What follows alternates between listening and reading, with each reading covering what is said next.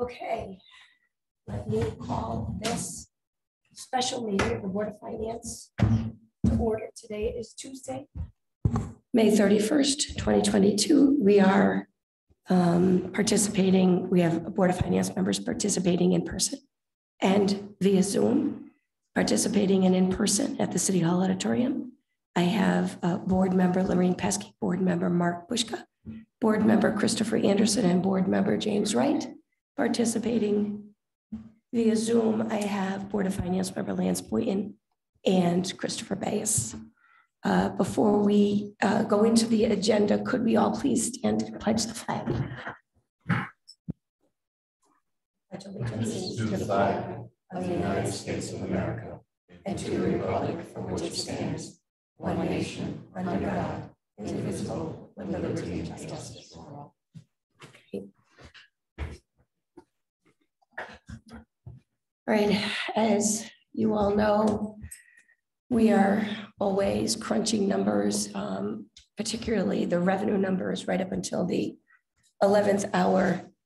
And I think Robin and I finally wrapped up our final review of revenue and expenses at about noon this afternoon. So what I'm going to do, you all received a pre-meeting PowerPoint presentation. I added a couple of pages to the document that if, Heather, if you could put it up on the screen, that we can walk through. And this is item 1, the discussion on the budgets. Doesn't require a motion. But it's just a discussion, which will hopefully lead us into the action items listed as numbers 2 through 6 on the agenda. So move. Thank you. For discussion purposes, a motion made by Jim Wright. Do I have a second? Second. Seconded by Mr. Bushka. All in favor? Aye. All right. So again, just for discussion purposes, no need for a vote. All right. If we can move into the next slide, please. So just as last year, I think that it's prudent for us to look at the baseline of what we have done, particularly in the last few years, because we have utilized those one-time revenue sources that we know are prudent and responsible to return to the taxpayers when the funds are available. However, when those funds dried up, we also know that that is the hole that we create in future budget adoptions. So on this page, it's just a recap. You'll see that the budgets that were approved totaled $135,648,908, utilizing state grants and city department revenues, motor vehicle taxes, personal property and real property taxes, and $5.1 million of one-time revenues. That was $3.1 million from the fund balance and $2 million from the internal service fund. When you look back 1 year prior to this, in the fiscal year 2021 budget adoption, we used $5.6 million in one-time revenues. So this is an indication that we're moving in the right direction, away from the reliance on those revenues, even if we're just doing it in small increments. These are positive decisions that in our S&P rating call were certainly identified for the bond rating and certainly picked up by our bond counsel and bond advisor. Next slide, please. So what do we know? We know that for us to really and truly be able to move away from those one-time revenue sources, we need to see grand list growth. And everything that we have been working on since the beginning of time when the city was incorporated, every mayor, every administration's first priority is growing that grand list. You'll see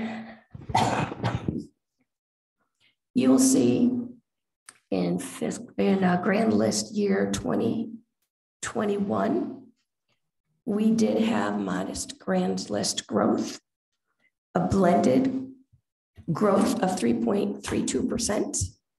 However, the lion's share of that was the growth in the motor vehicle grand list, which at 25.61% outpaced the increases in real estate and personal property.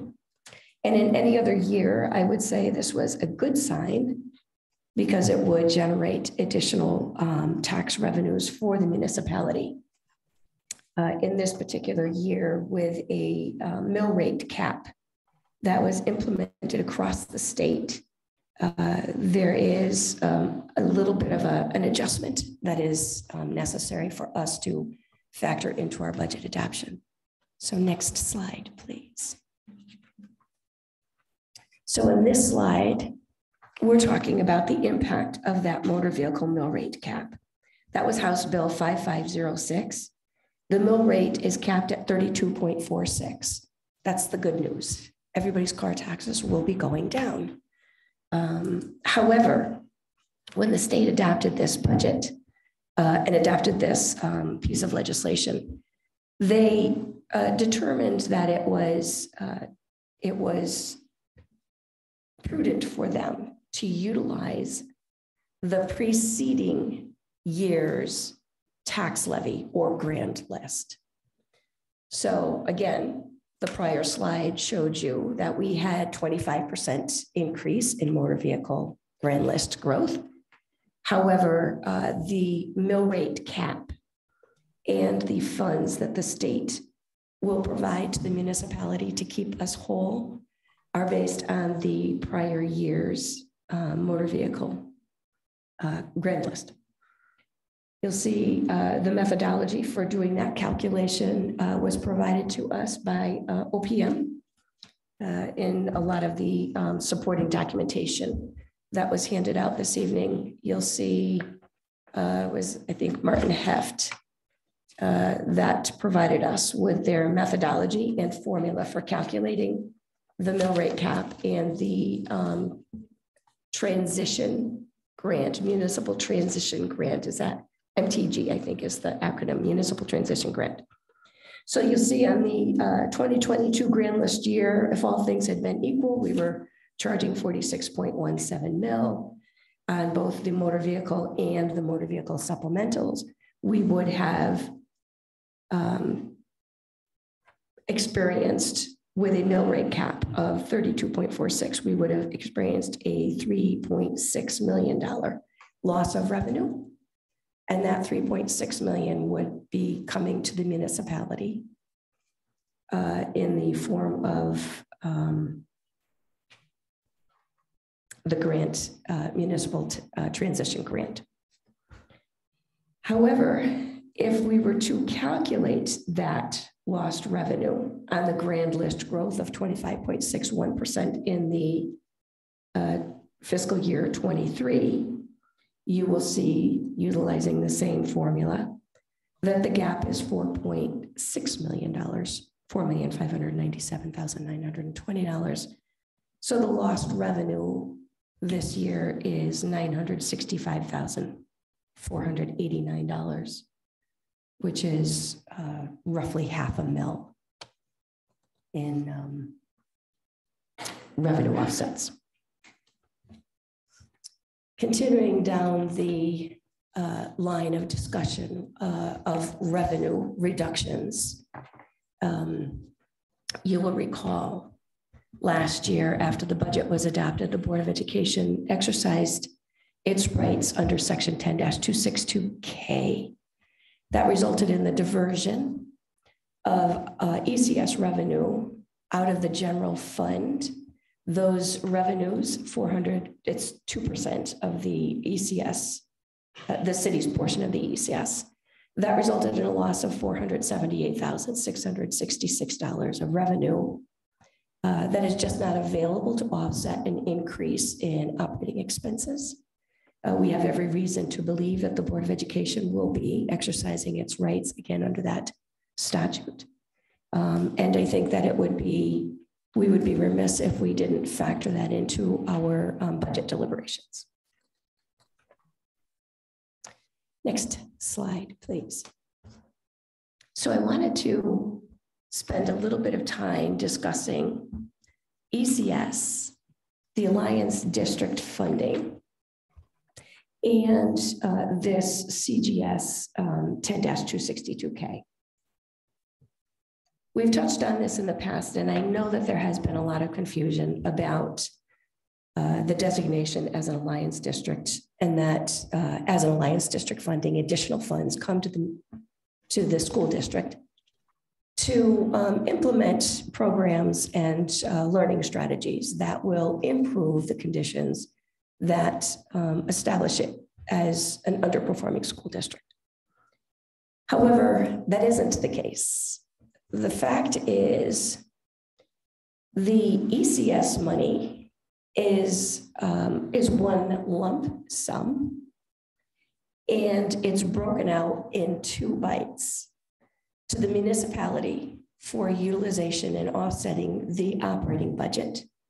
Our ECS allocation was frozen at the 2012 year funding level, which was $23,933,343, give or take a little bit here and there.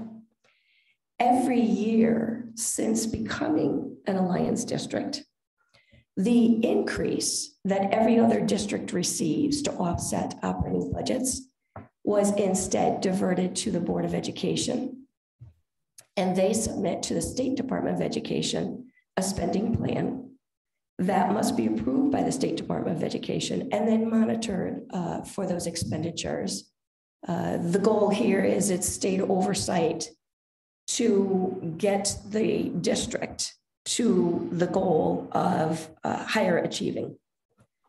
So the misunderstanding of all of this is those funds, and as you see, since 2018, they've gone up incrementally, and this year, for fiscal year 2023, the amount of the ECS funding that is being earmarked for spending on the Alliance District initiatives is $5,010,275. Now, if we were not an Alliance District, that $5 million would be added to the $23,933 above, and those funds would be available to approve an operating budget. However, that $5 million does not disappear. It doesn't go away. And at a prior Board of Finance meeting, and in your documents that were handed out at the last regular meeting, and then again today, you'll find this school and state finance project document that was issued in February of 2022 that I think does a great job of explaining how Alliance District works, how those funds are monitored by the state, and what is an exit strategy for a district coming out of an Alliance District designation. And as you'll see on page 3 of that document, over a 4-year period of time, the funds are restored, the revenue funds are restored to the general fund revenues, and the expenses that are currently itemized under their Alliance District fund, grant fund, also come on to the operating budget. So over a 4-year period of time, if everything was moving along at this point in time, what we would be looking at is a new MBR that includes that $5 million. Likewise, the section 10-262K funds come out of our ECS funding. And for as long as the school board applies for those funds, they will always be used to reduce the appropriation for operating expenses and subject to state's oversight as to how they are expended. So this slide, as you can see, shows those revenues and the impact of moving those revenues into a state oversight fund. They don't disappear, they're still there. They're still an obligation of the taxpayers. It's just there's this other layer of oversight. Next slide, please. So when we're looking at these, the education budget as a whole, excluding any of the other grants that come from IDEA or any of the federal grants that they receive, if I look at just the Board of Education's spending plans and those revenues that are specific for offsetting those spending plans, you can see that since 2018, should fiscal year 2023 be approved as requested, since 2018, the increase in their MBR is about $12 million over that 6-year period of time. Next slide, please.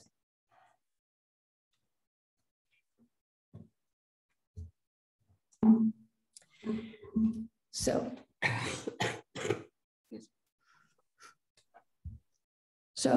that's setting the stage as to where we are and how challenging it is. There's good challenges. You know, we get to reduce the motor vehicle tax on our taxpayers. The Board of Education is guaranteed that, you know, those Alliance District funds and expenses don't disappear when their designation disappears. But now we have to get down to nuts and bolts. We have to look at how do we cover the expense plans that have been presented. So for this slide, I wanted Robin just to talk a little bit about the general fund revenue. And do you want to take it from there? In your packet, I provided a detailed listing of revenues with the variance from FY22 to FY23. And you will see that where our projected revenue for fiscal year 2023 is $38,668,250. This is a change in revenue of $3,649,779 from FY22. And obviously the largest portion of that is due to the motor vehicle transition grant of $3.6 million. We're showing an increase in building fees for $365,000. But that also has an offset in the expense line in Public Works for the redevelopment of the skate park. We're also showing the decrease in our education revenue due to the ECS funding. And as the mayor mentioned, from slides 4 and 5, we're showing the loss in tax revenue due to the motor vehicle transition mill rate cap. Thank you. Any questions on revenue? All right. This is Lance. The one question, just looking, $75,000 from the animal care, the animal control revenue. Yes. So we're working under a pilot agreement with Litchfield and Goshen as a 3-member town doing regional animal control. Both Litchfield and Goshen elected not to renew that pilot. They are utilizing services Goshen, I think, is utilizing private services, and Litchfield is negotiating with Harwinton to utilize their animal control facility. However, our COG, the Council of Government, and the other 18 towns are still interested in seeing what the actual cost would be once this animal control facility is built, and whether or not they can justify utilizing that regional facility themselves. Okay. So hopeful that we'll get a few more towns on, but for now we had to cut that out of the budget. Yeah, I know this has been a topic that's been discussed several times over the last couple of years. So Yes. I wasn't exactly sure what that line item was, but yeah, I thought that's what it was. So thank you for the clarification. Sure. Other questions on revenue? Right, next slide. So in this slide, this is just real ballpark figures. Fiscal year 2022 year-end projections. Based on the Board of Education's last year-end budget projection that was presented to the board in May, they were showing a $514,536 surplus. However, I did reach out to the superintendent to inquire how confident they are with that projection, and the response was not at all yet. That the board would be meeting tomorrow evening and having discussions about that surplus. The city's projection, and this is being conservative, we're projecting roughly $1 million of surplus. Can I clarify that? Yes. That doesn't mean your expenses are 1 million less than your revenues. It means we projected to use 3.1 million of fund balance, but we're only going to use 2.1 million. Correct. Is that right? Okay. That's another way to look at it, is correct. And actually this projection, because what we could quantify assuredly was where were the increases in revenue. And Robin, if you want to talk. So we have surpluses in our supplemental motor vehicle. The total was much higher than we had projected, and about $400,000. We found surpluses in the city clerk revenue and the building fees revenue line items, and then various other items. And as we were looking at the FY23 revenues, we made adjustments to those line items that we felt would continue, the increases that would continue. So But you feel the million's conservative, it could be more than that? yes. It could be. Other questions on year-end projections? Great. Next slide, please. Discussion regarding the non-recurring revenue resources, which we feel a level of confidence would not be counterintuitive to utilizing to offset the fiscal year 2023 budget.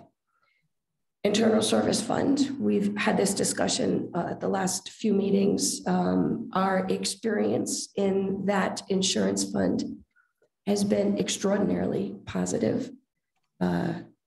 Always a concern with a pandemic, are people doing their wellness visits? Where are all of those expenses that were always trending upward prior to the pandemic, but clearly trending downward? So we feel the account is well reserved, consulted with Joe Spurgeon, and the recommendation would be to utilize 2 million again this year. The fund balance, I believe in last week's email of documents that were sent out, we included a scaffolded breakdown as to what fund balance would look like if we were to utilize funds from the fund balance again. Based on the funding policies that this board adopted a few years ago, that policy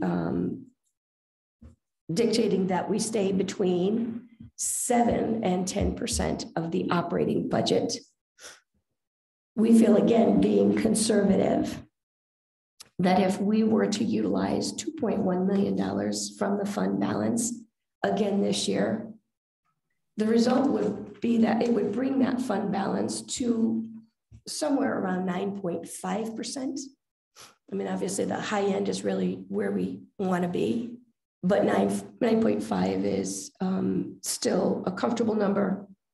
And again, if knowing that we're being conservative on our year-end projections, that could get to 10% pretty quickly if we end up with some line items in the expenditure plans running short of what was budgeted. Some of those line items that I am anticipating savings were the police department, where we had vacancy savings, in storm management, where we had lighter storm expenses.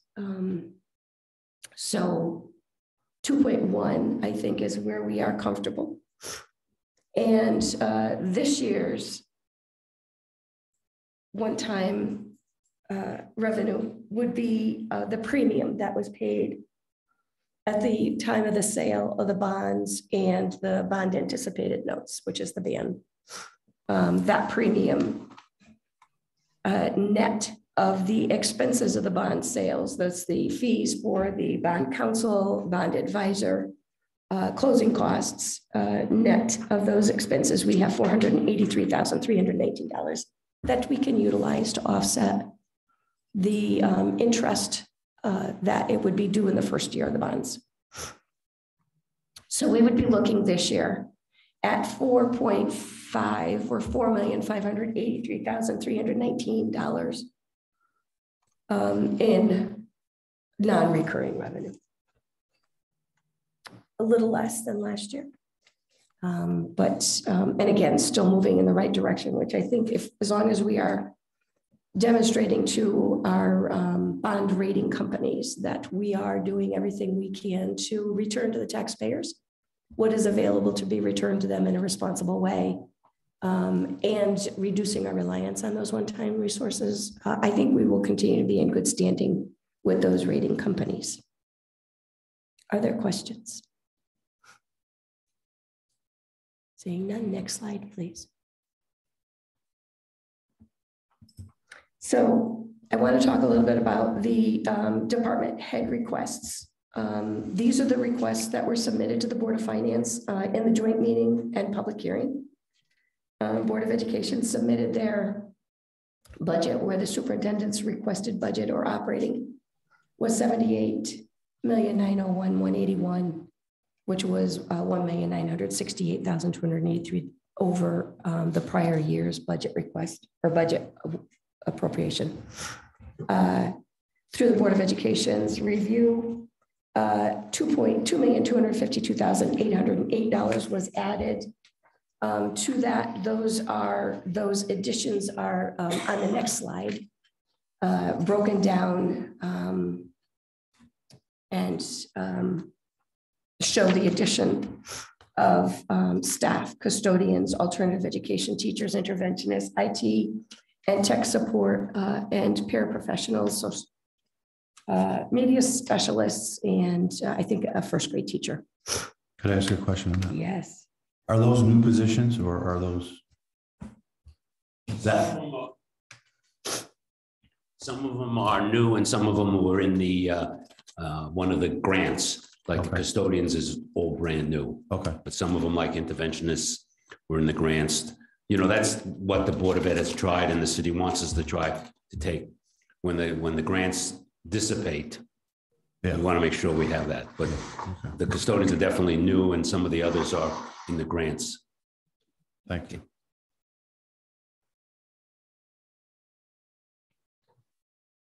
And for clarification, Ed, when you say in the grants, that's not the Alliance District, those are the other grants, correct? Correct, correct. As you know, we have a Era 1, 3, 4, you know, as the city does, you know. Actually, we don't. Unfortunately, yeah. So with the BOE capital technologies and facilities of 1.3, and that 1.3 is net of anticipated school construction reimbursement, net of funds that have been set aside in our bonded projects account for the middle school roof.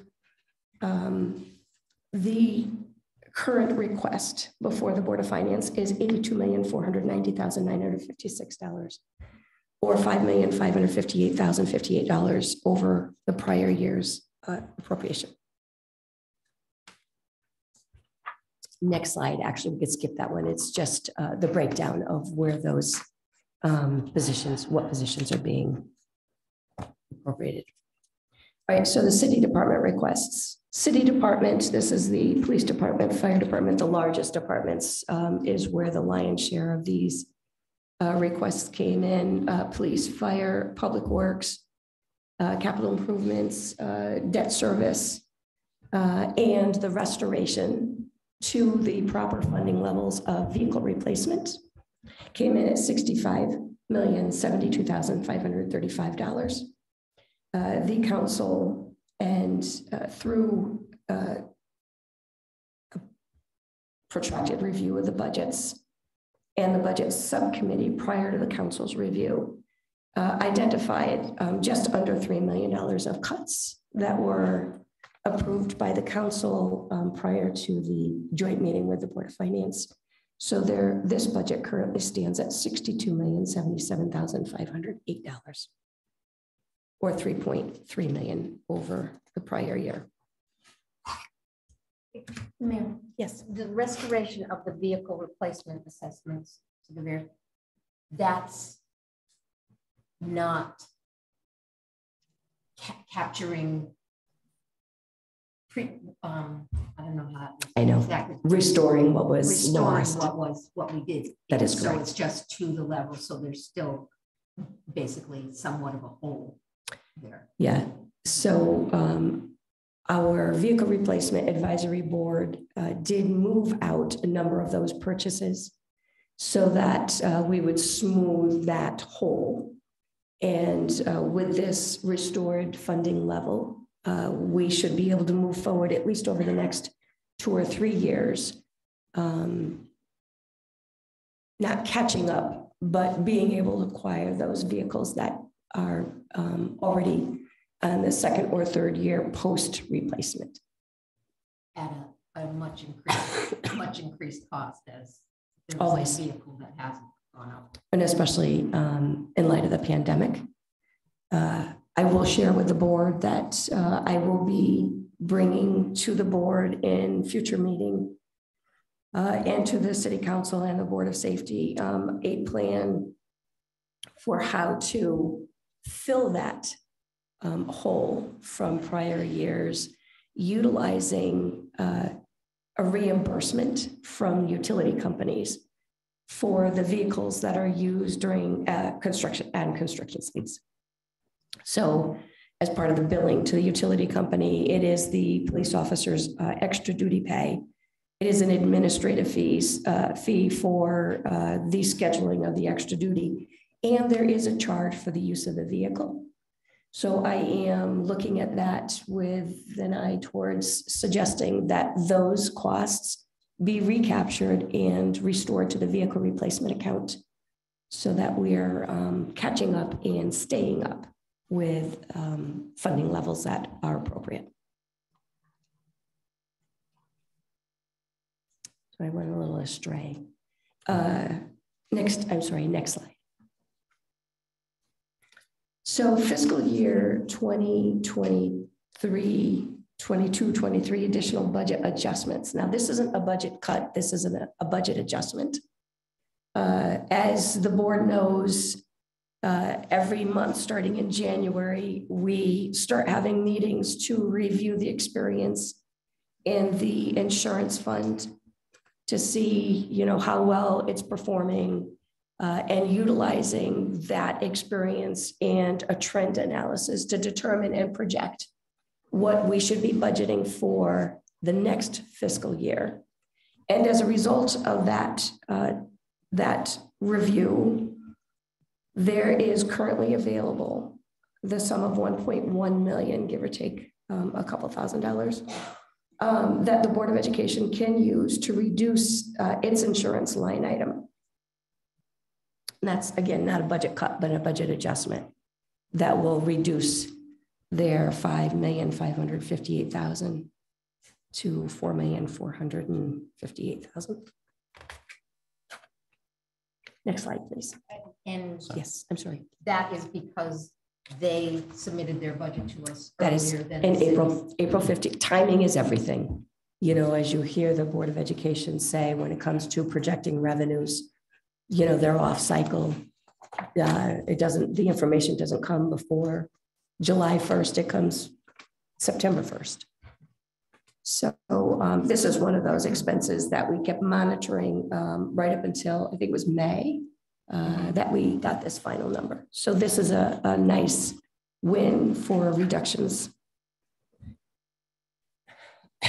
So based on the revenues we just reviewed, the spending plans as they have been presented, and the $1.1 million budget adjustment for the insurance, where do we stand right now, utilizing those one-time revenues?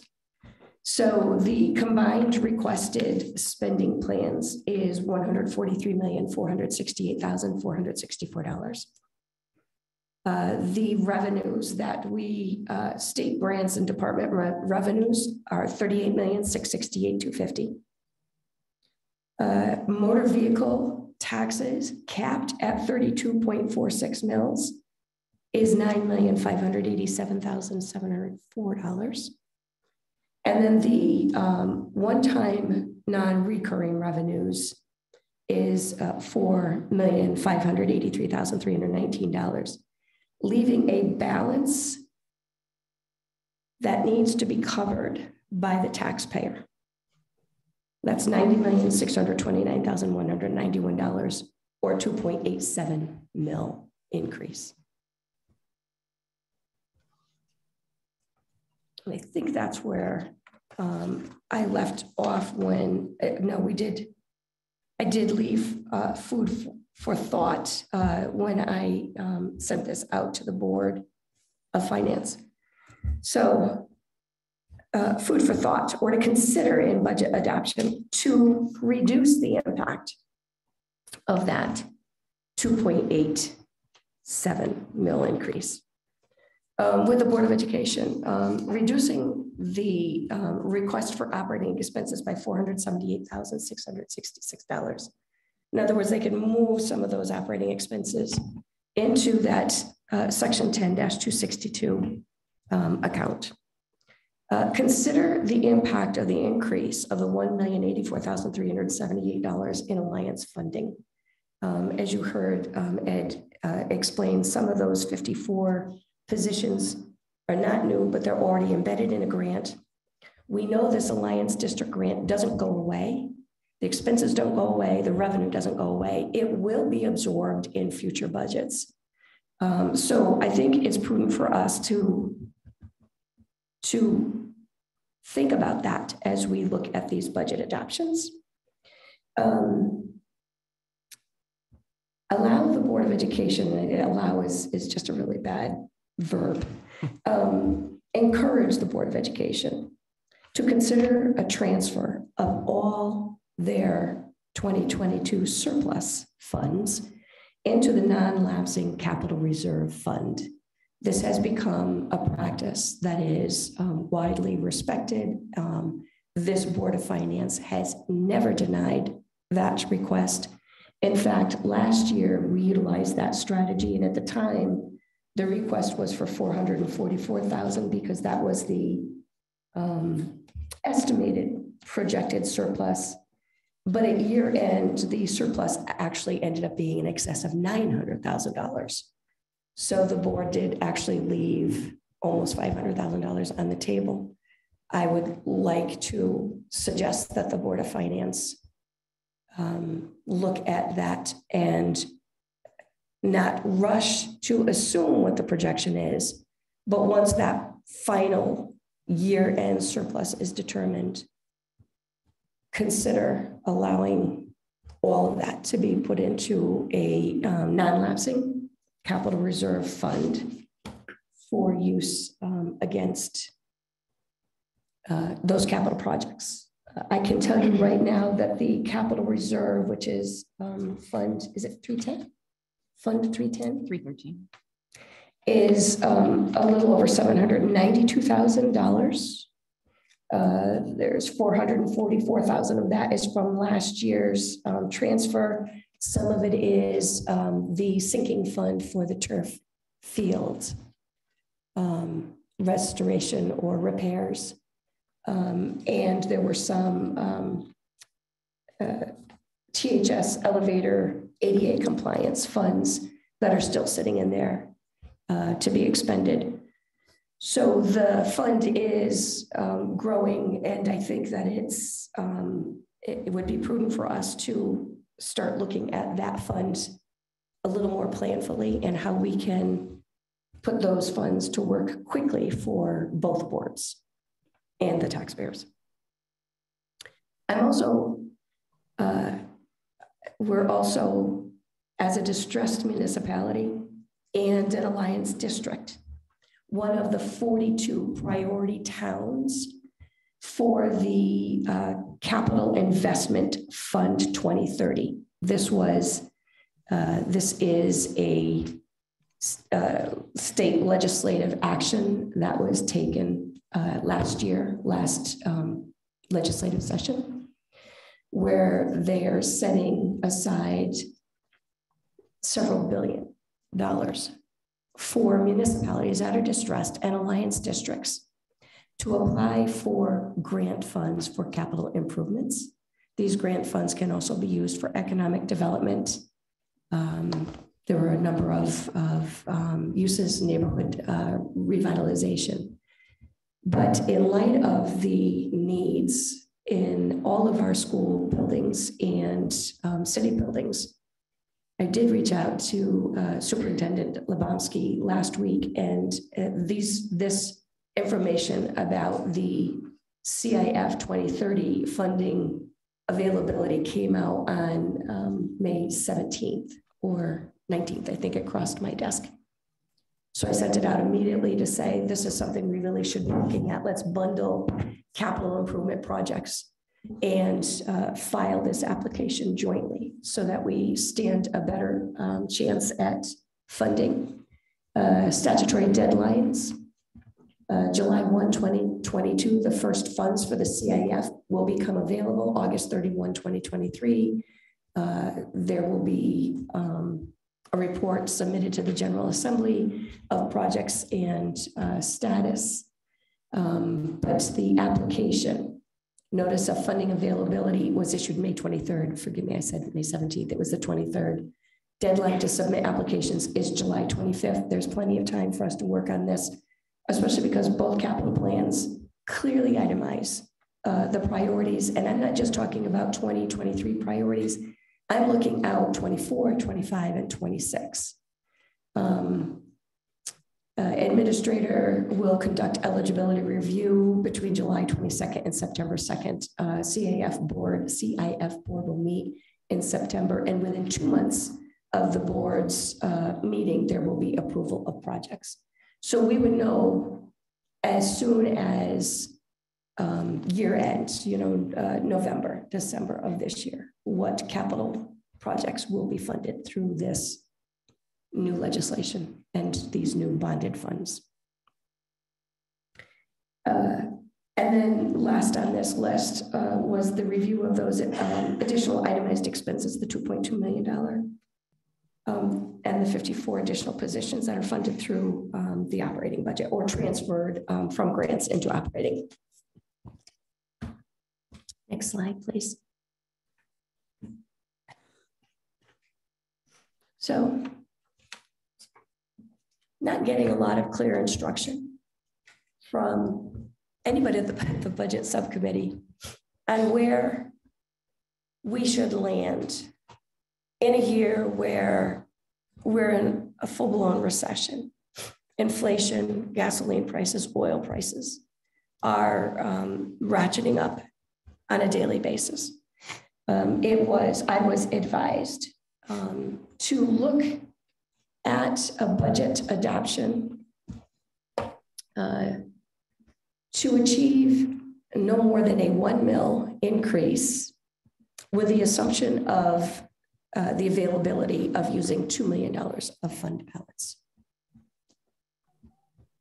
So to achieve that goal, we would be looking to reduce the requests. And again, I stress this because it's always backwards. People hear a cut.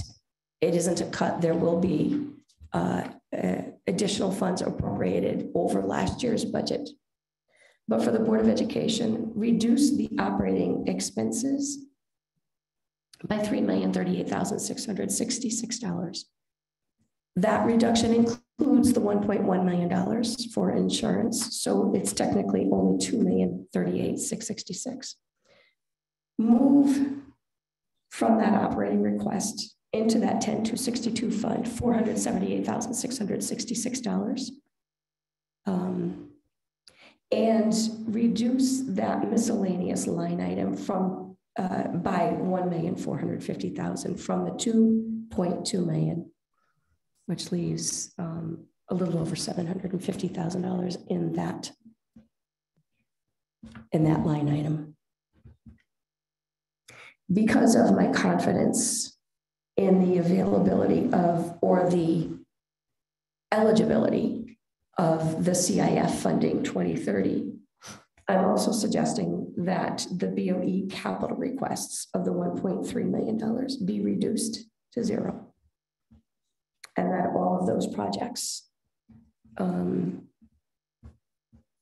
be moved forward through the CIF 2030. And also there is a second, I don't want to call it, it's a funding resource. It's the Federal Infrastructure Improvement Jobs Act funding. I do have a meeting scheduled with Commissioner Boughton to discuss what we need to do to get all of our projects before his committee for funding as well. And total reductions to the city department heads of $3,257,185. That would achieve a 0.97 mill rate increase.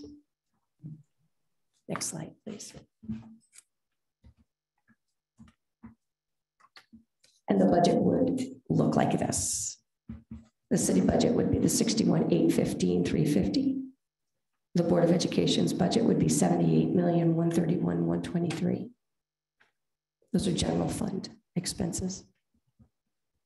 The revenues we've already reviewed. Personal property and real estate taxes would be taxed at 47.14 mil.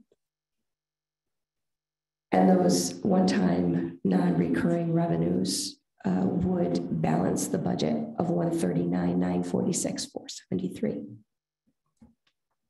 Questions? Next slide, please. Because I feel like there's always that, how does this impact spending? I hear it from the chief of police. I hear it from the fire chief. We hear it from the Board of Education. So when we cobble together those expenses, which are technically operating expenses, which will technically become the MBR as it's adjusted when Alliance District exit plan is executed. The increase out of the general fund to the 78,131,123 is a $1,198,225 increase over last year's operating budget. The $478,666. I put in this surplus before I had an opportunity to catch up with Superintendent Lebowski.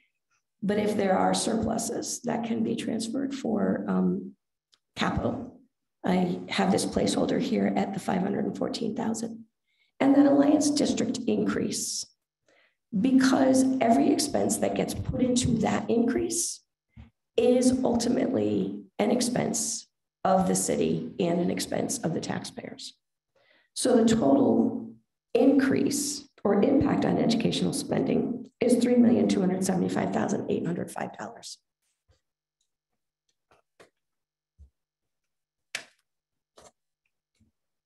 And final slide. How does this impact the taxpayer?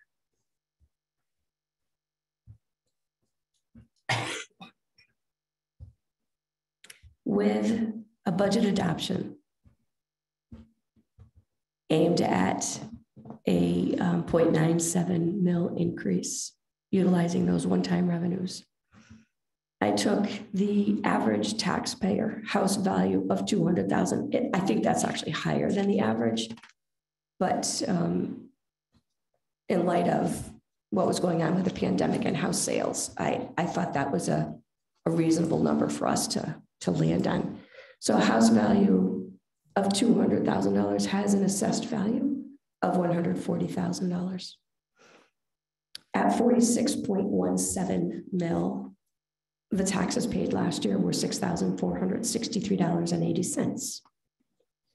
This year, if this board approves the budget adoption and a mill rate increase of 0.97, the new tax would be $6,599.60. That is a $135.80 increase on their taxes. However, for motor vehicle taxes, I used a very modest automobile value of $17,000. I actually had to look very hard to find those lower valued automobiles. Assessed value is $11,900. At 45 mil, which is what we were capped at last year, the taxes on that automobile were $535.50. Capped at 32.46 mil, the taxes are $386.27, or a reduction of $149.23.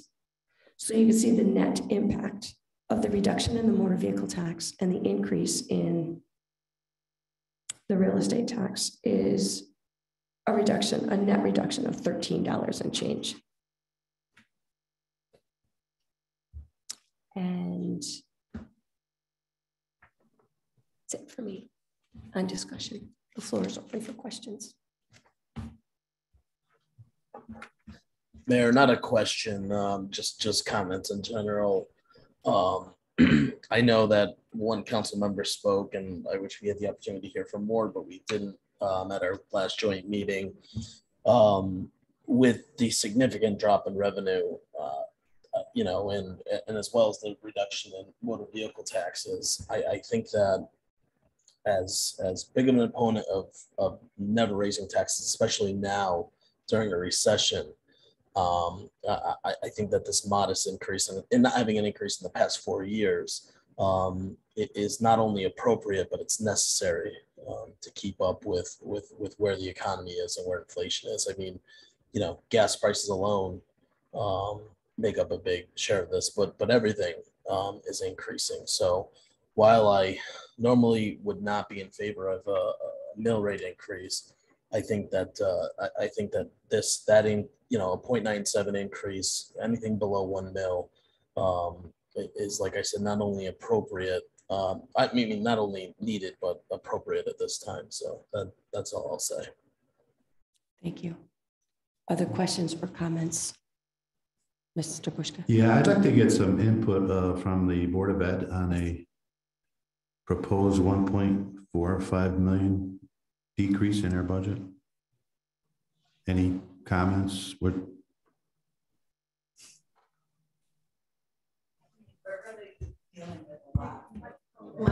Yeah, to the microphone if you could.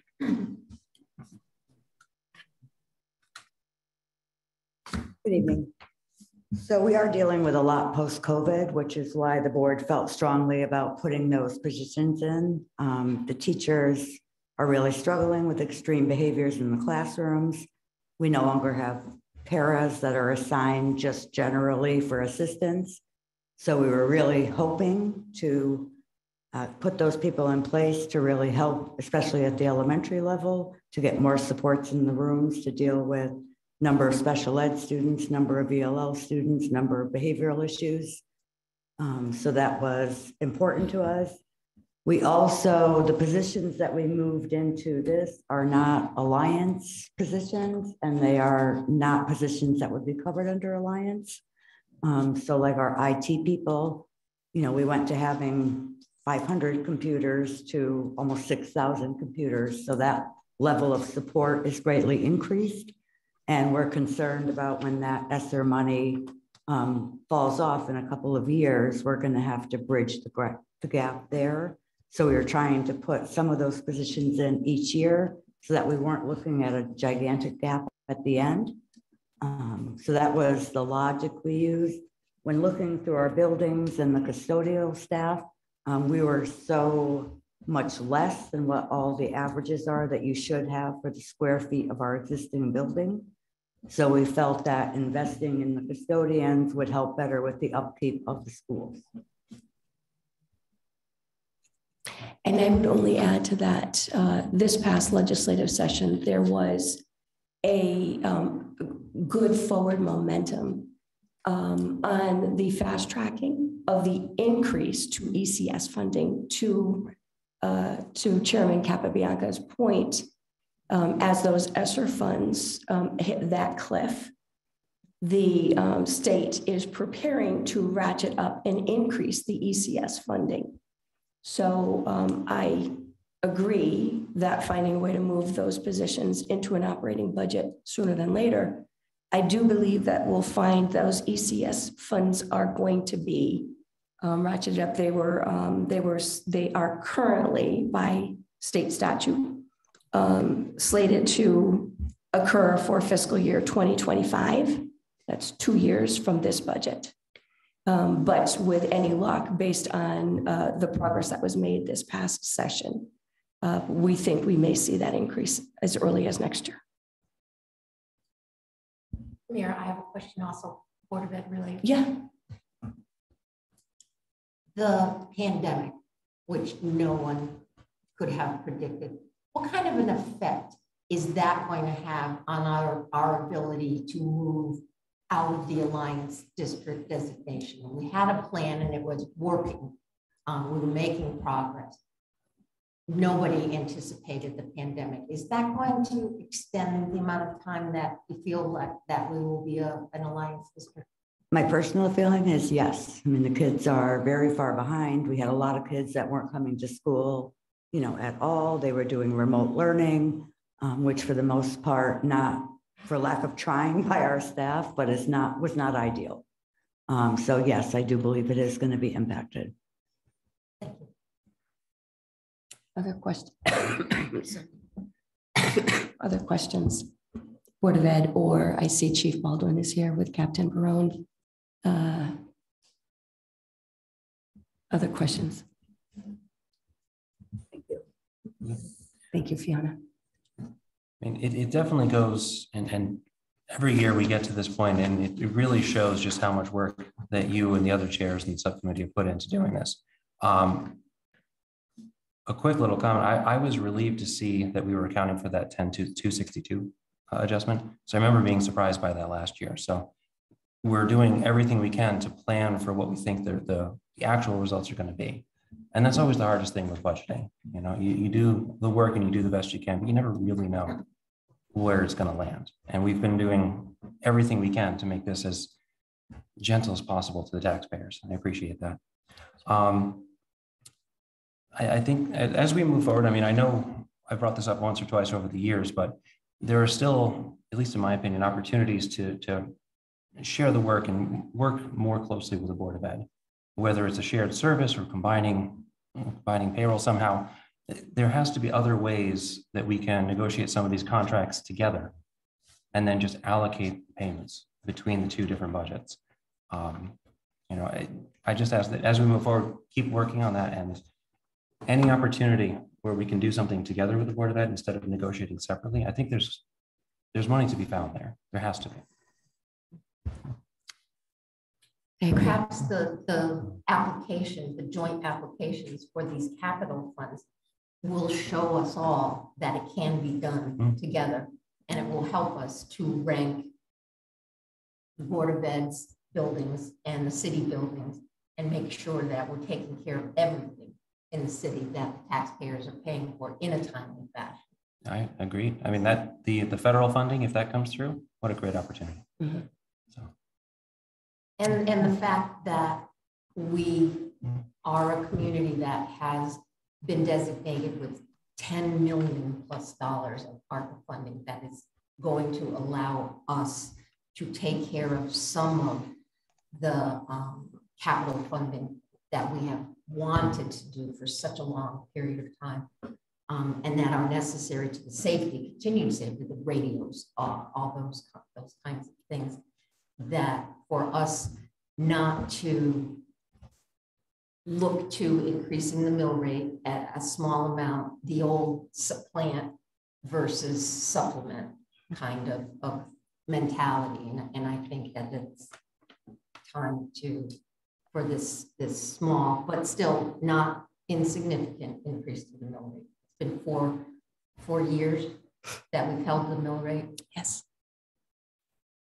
And nothing costs the same as it did 4 years ago. No. People, objects. And I would add, you know, it is, as we look through the lens of this is this year that we're talking about, what happens next year? What happens next year when fund balance is below 9%, you know, and this one-time non-recurring revenue is not available? Or what happens if we do find that our internal service fund, the projections were understated and, you know, we weren't as well funded or reserved as we thought?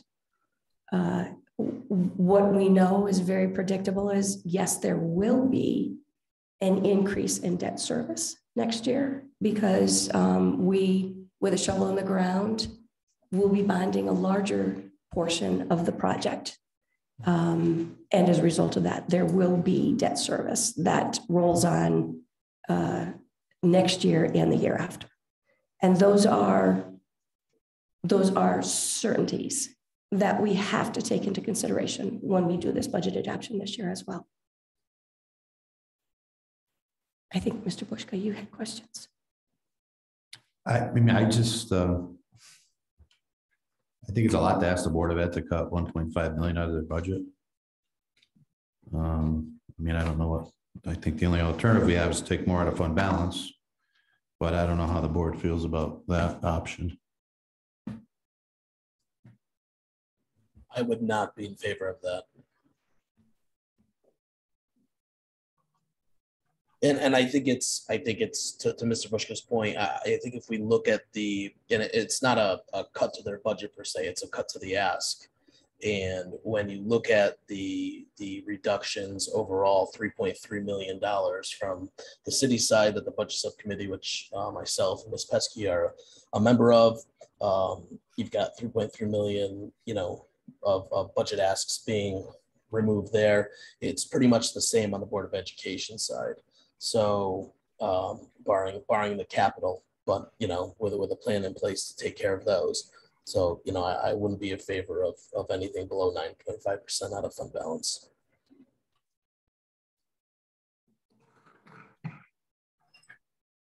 Other questions?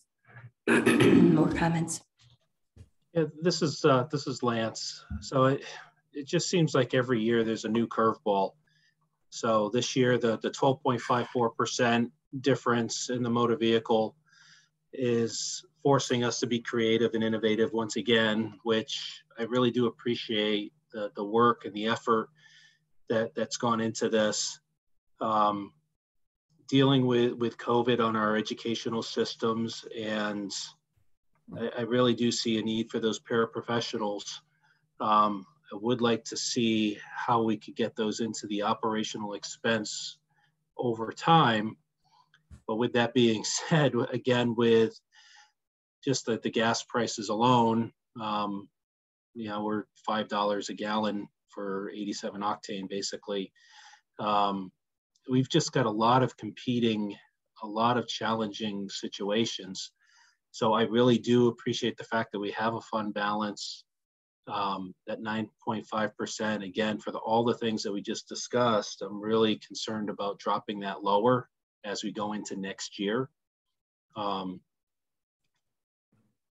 think getting the mill rate to a little bit less than a 1 mil add does make sense. I think the overall impact to the pocketbook of the taxpayer is mitigated because of the savings on the motor vehicle side. But from a have to pay the bills standpoint, we still, you know, there's no easy answer here. So I guess what I'm saying is that I'm in favor of the 0.97, especially because of the motor vehicle. But I do side with Mr. Rushka as well, as I'm a little concerned about how we're going to be able to provide the services that our kids do need in challenging times. You know, it's I wish you guys could see my facial expression. It's a little bit challenging, but I really do applaud the work and the effort. This is not a simple task. Would it be helpful for the board if, Ed, you had mentioned, Mr. Aram, you had mentioned that of the $2.2 million in those positions, could you tell us which positions are new and which positions are already budgeted in a grant? And with that, are those grant funds still available for fiscal year 23?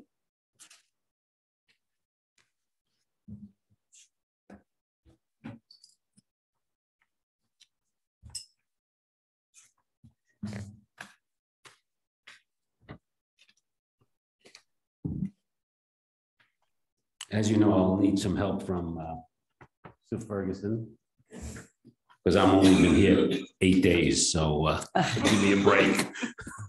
Okay.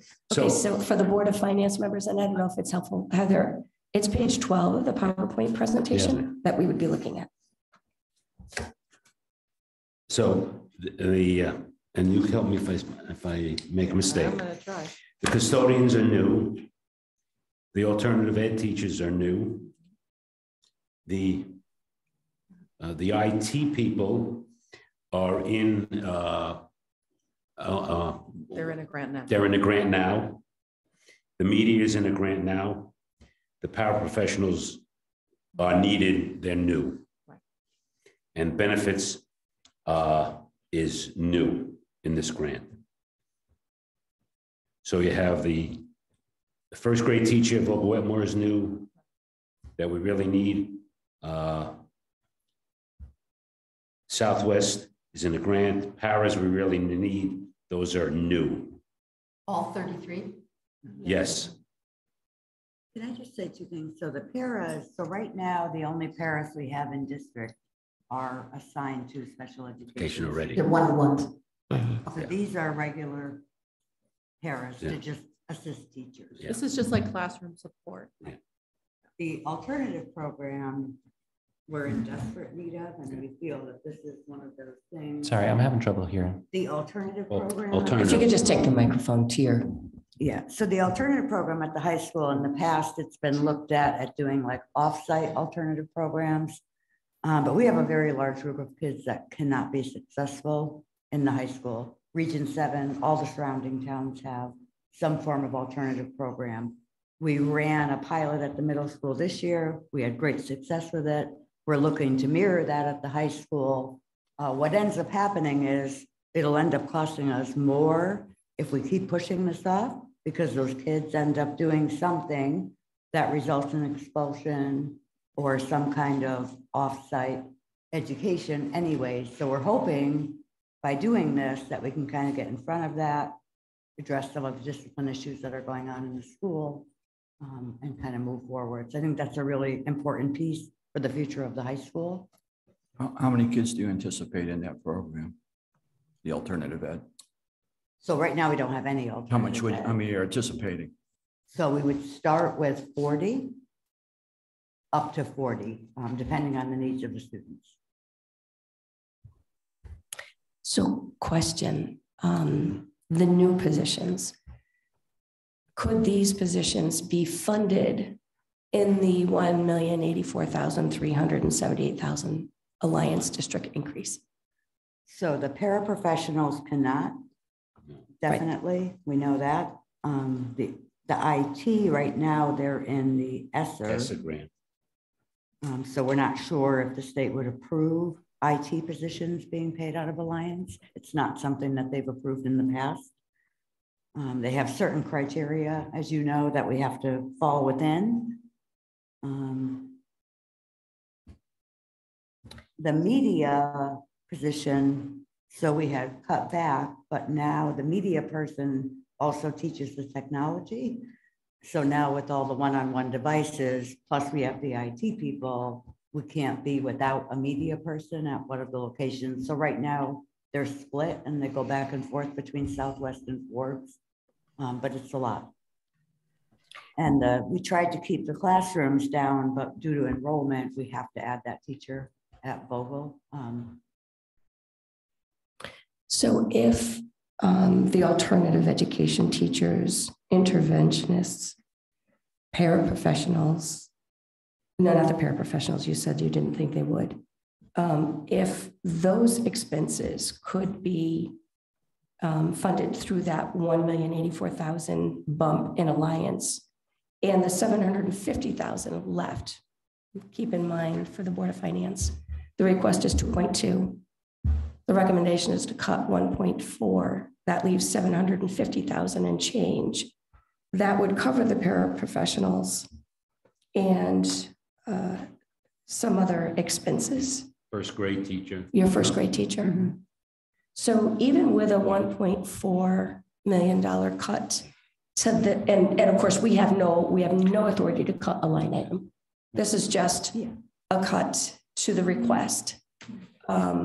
And hopefully something that can be filled with those other resources.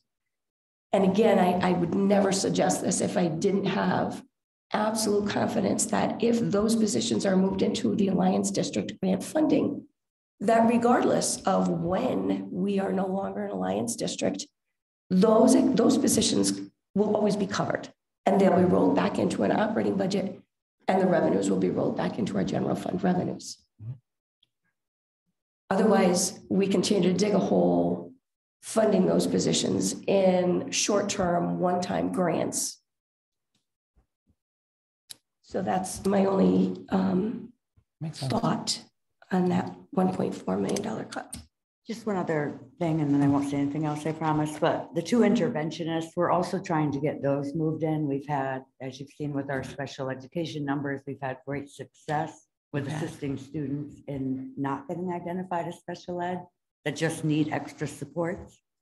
So we want to also try to get some of those interventionists out of those grants that are going to go away and moved into, but we have the maximum number so far of interventionists in Alliance. We're not sure what they'll approve for next year, but so we're just trying to get some of those positions more steady.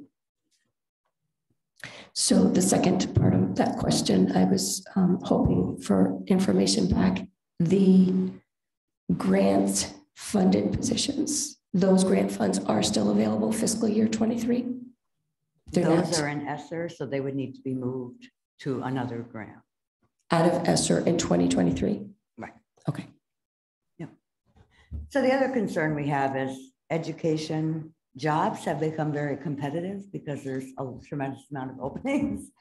So you always also worry about losing some of your really good staff that are being paid out of a grant because of the security of the position.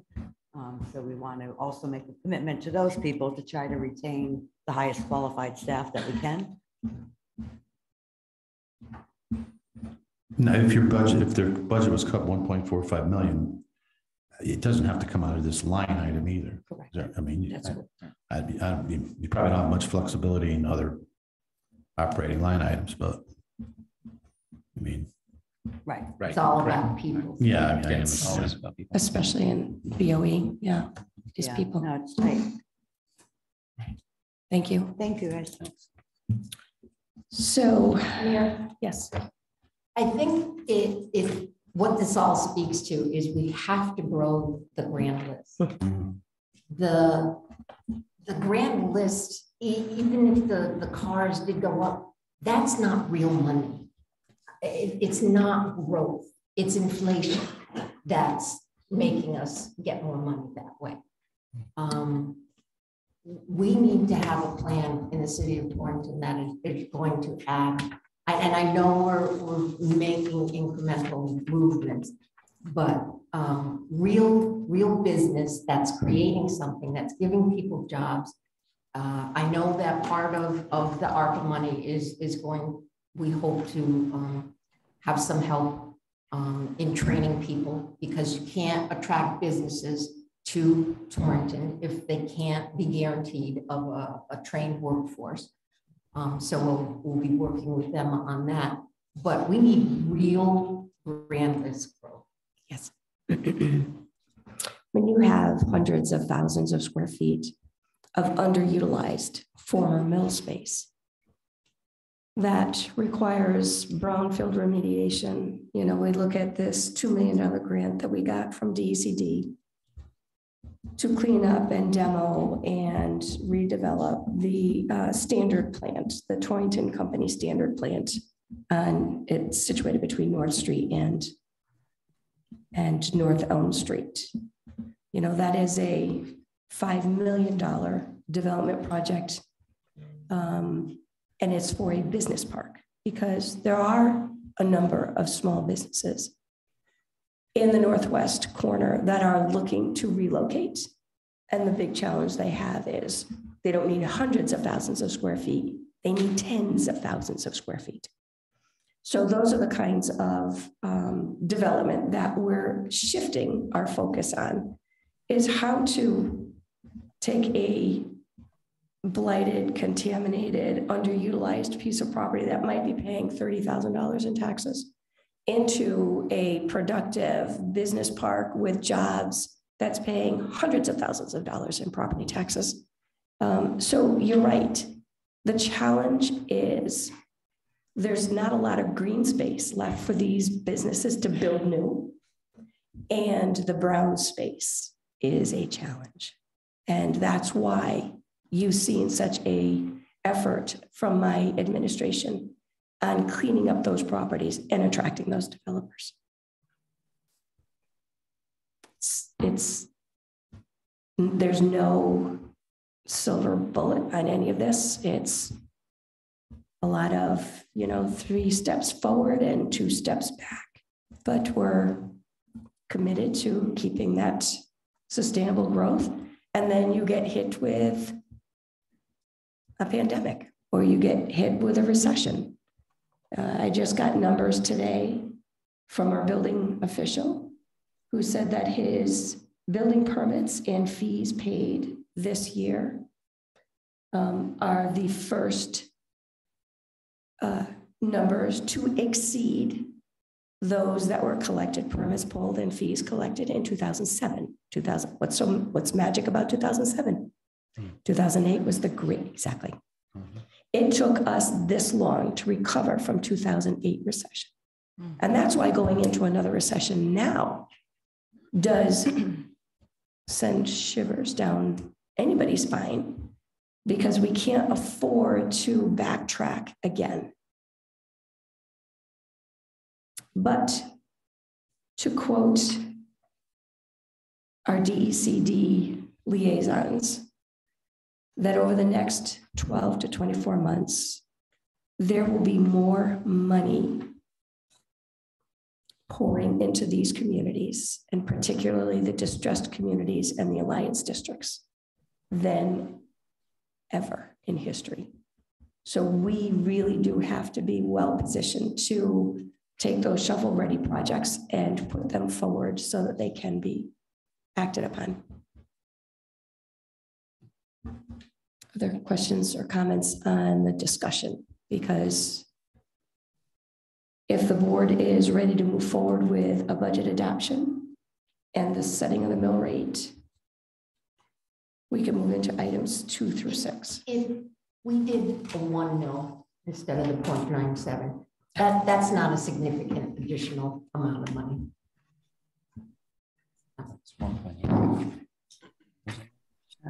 Mayor, I'll move that motion. It'd be like $18,000. Okay. Mayor, I'll move that motion. So it isn't necessarily a motion because I'd be looking to the board, and I will read a motion and the board can vote and discuss before taking action. So item 2 on this agenda is it requires a roll call vote. So I'd be looking for a motion to adopt the 2022-2023 Board of Education operating budget of $78,131,123. So moved. Moved by Mr. Bayes. Do I have a second? Second. Seconded by Mr. Anderson. The floor is open for discussion. So this is Lance. Just the other thing that's just in the back of my head is the pending school build. So we are going to have a temporary bump in mill rate for that. I think ultimately that's a good investment in our community, but the short term is there is going to be a hit to the mill rate there as well. So again, just got some magical numbers in my head for capping out what the mill rate could be. And again, getting close to that magic 50 number. Definitely want to try to stay under that, with even if it's a temporary build up and then go back to where we are now.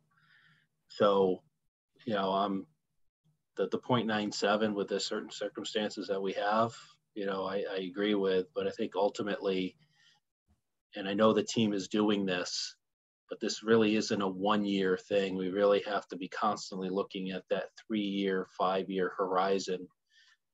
Ultimately, we're investing in our community. That's what we should be doing.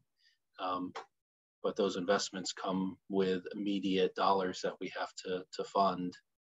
So it is a challenge, but I just wanted to make sure that we're not losing sight of the you know, the bonded money that we're going to have to be paying here very shortly. Yeah, and I'll concur with Mr. Boynton, and that's why even in budget subcommittee that, you know, it was my recommendation that we don't even, you know, we don't cross that 1 mil threshold here because of what's coming up in the next few years. We know that we still have road bonding debt on the books. We know that the high school project's coming on the books. And like Mr. Boynton said, these are important projects that are investing in our community and they have to happen. So, you know, being cognizant of that and being cognizant of not wanting to impact the taxpayers right now, this is the best solution to keep our city running and keep our schools running. So, yeah, thanks. Other questions on the motion? That was this 78 million. Yeah, you know, I said 78,131,123, but as I'm looking at the That's what's on- spreadsheet, That's what's on this. yeah, we have 78,121,123, but yeah, everything I have says 131. I'm sure they'll need that extra 10,000. 131, 123. 131, 123. All right, so the motion on the floor made by Board Member Bayes, seconded by Board Member Anderson. 78,131,123 requires a roll call vote if there are no other comments or questions. But that's the two together. Yeah, but the capital is zero. I have, Capital Would be zero. will be zero. Yeah. I have 121. You have 121. I know. I don't know why I got one. That's on the spreadsheet, Yeah. but in this summer, 130.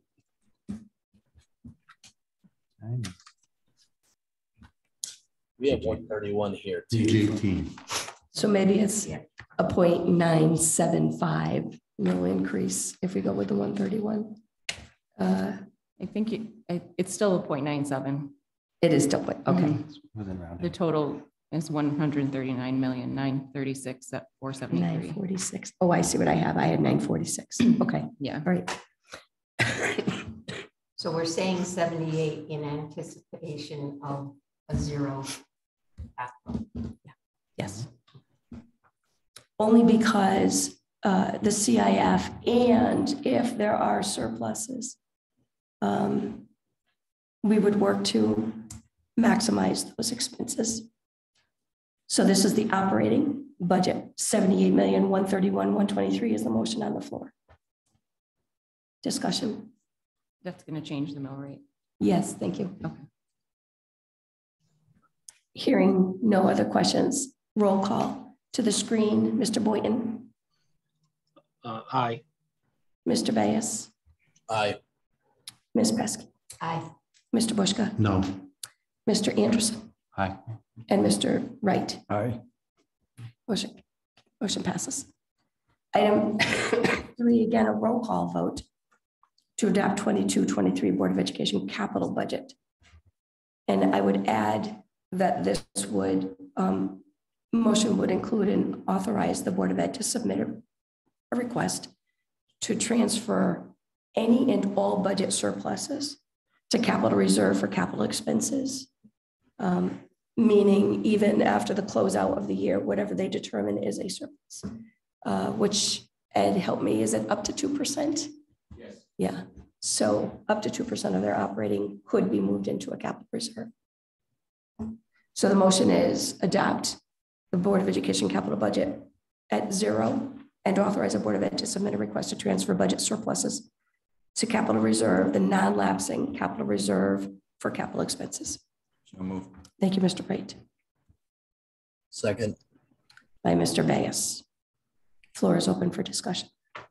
Should we specify for this fiscal year? Because that almost sounds like continuing authorization.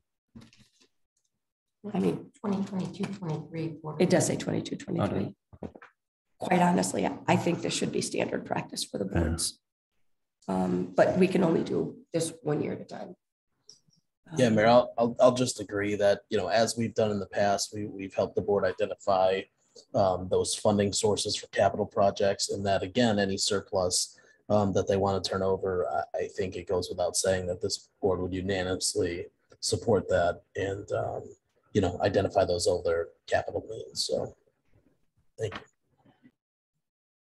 Floor is still open for comments. Do we need to make any comment that or the CIF funding is available for the capital improvement? Yeah, Or we address that could. when it occurs? You could add to this and instruct the mayor to work with the Board of Education to develop a capital improvement CIF 2030 grant application for capital improvements.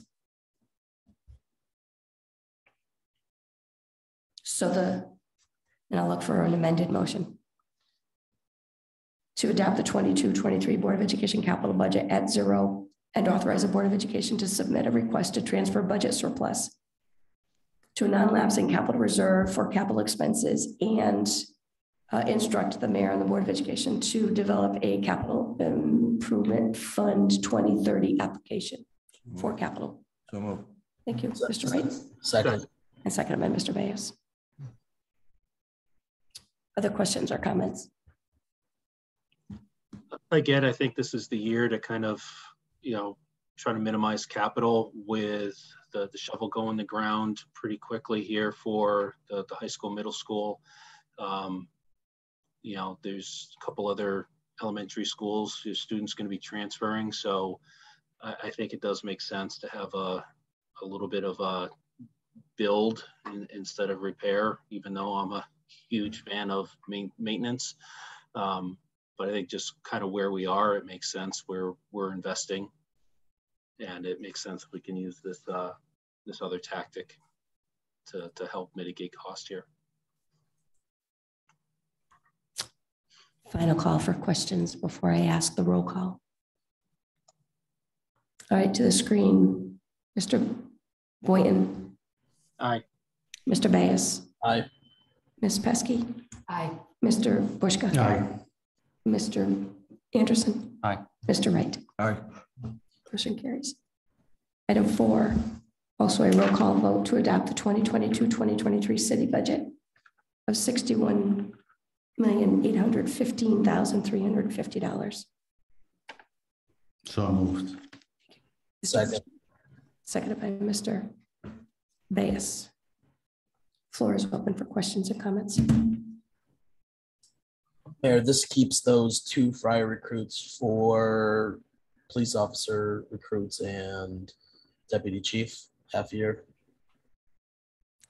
Well, this does require us to go back into the budgets to find another 270,000 in cuts. So I can't say yes, but it's certainly something that we would be looking at very closely. Yeah, let's if we can, let's prioritize those opportunities. I realize that would be a city council decision. Yeah, just encouragement to them Okay, would be the request. yes. Other questions or comments? Roll call vote. Mr. Boyne, Aye. Mr. Bayes, Aye. Ms. Pesky, Aye. Mr. Bushka, Aye. Mr. Anderson, Aye. Mr. Wright. Aye. All right, item 5. Roll call vote to set the mill rate for real estate and personal property and authorize the mayor to, Issue the rate bill to the tax collector. authorize the mayor to issue the rate bill, et cetera, et cetera. I forgot how we phrased it last That. year. Execute the tax, to authorize the mayor to execute the tax warrant. That sounded like a motion from Ms. Pesky. Is that a motion? Yes. Thank you, Ms. Pesky. Do I have a second? Second by Mr. Anderson. And just for clarification, the motion is to set the mill rate at a 47.14 mill and authorize the mayor to execute and issue tax rate bills. Questions? We're okay. We're good. When you two talk, I don't know if it's, are we okay? Okay. All right.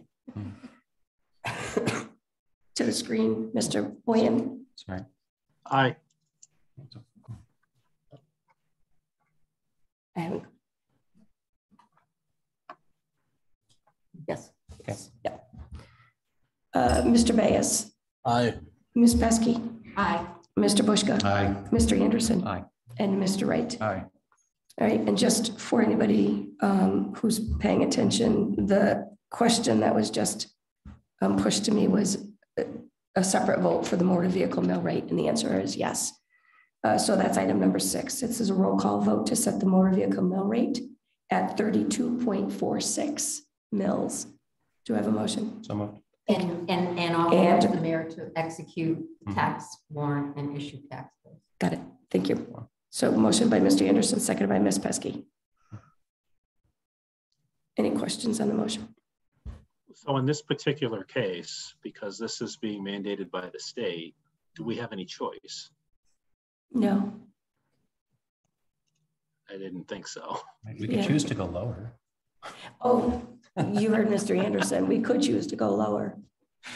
But obviously, whatever we do with the motor vehicle mill rate, as we lower it, real estate, I mean, it's a bubble, you know, It's a vicious circle.